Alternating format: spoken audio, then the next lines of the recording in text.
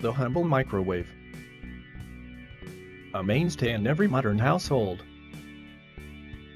Whether it is heating up your frozen meal or warming up your slippers, it has always been there. At least it is for the last 30 years or so. We will talk about its discovery a little later, but right now, how does it work? Microwaves are part of the electromagnetic spectrum, sitting between radio waves and infrared waves. They are used in communications, particularly in mobile phones, and of course, cooking.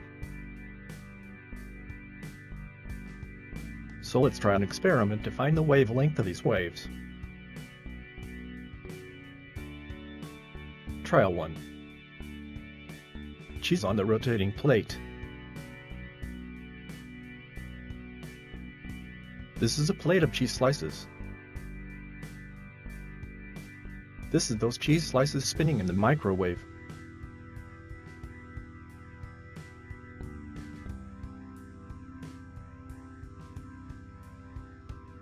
This is what the cheese looks like after a minute or so of cooking.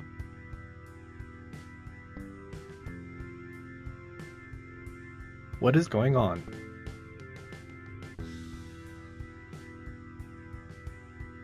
Why do we have rings of molten cheese?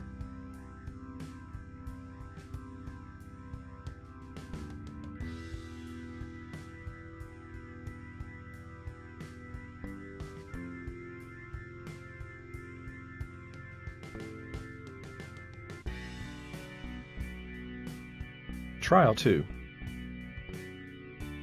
Here's another plate of cheese. Here's that cheese in the microwave with its rotating plate removed. The plate will be stationary. Here's what the melted cheese looks like. How is it different? So, let's take a magical ruler and measure the distance between the dots.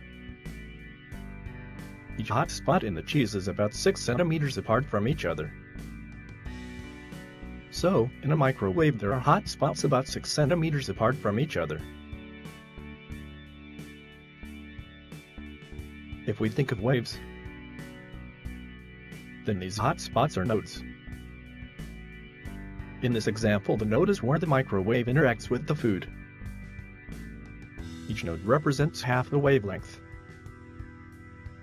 So in this case, the wavelength cooking the food is 12 centimeters.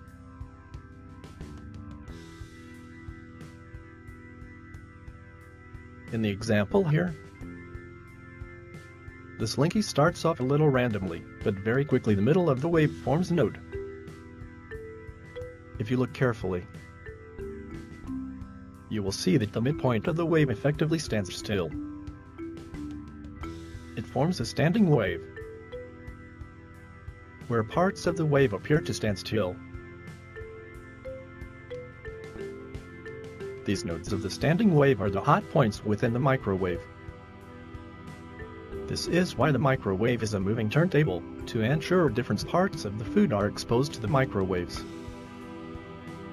It is also the reason that you usually have to start food being heated in the microwave oven.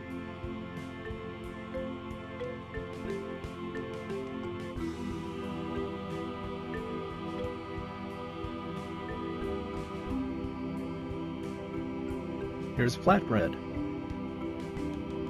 Here's flatbread in the microwave. This experiment is a little inconclusive. The bread became crusty and hard,